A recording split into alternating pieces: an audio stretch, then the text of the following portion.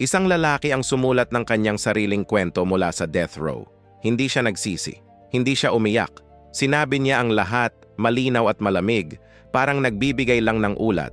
Si Carl Panzram, nagkumpisal siya sa 22 pagpatay sa 4 na kontinente. 20,000 salita, lahat nakasulat sa kamay, sa loob ng kulungan. Pero ang pinaka nakakakilig na bahagi ay hindi ang mga krimen. Nagsimula ang lahat ng bata pa siya. Nahuli siya sa pagnanakaw, isinugal sa repormasyon ng Estado, at dinala sa isang lugar kung saan siya pinalo, ginahasa, at sinira araw-araw. Lumabas siya na ibang tao, mas masama, mas malamig, eksaktong katulad ng ginawa sa kanya ng sistema. Sabi niya mismo, "Ginawa ninyo ako sa ganito." Nang mahatulan siya ng kamatayan, hindi siya lumaban. Hiniling niya ang bitay. Nang subukan ng mga grupong pro-reforma na iligtas siya, nagalit siya. Nang araw ng pagbitay, nagpasalamat siya sa kanyang berdugo.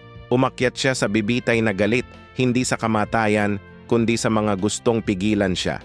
Ang tanong na hindi masasagot hanggang ngayon, sino talaga ang may kasalanan?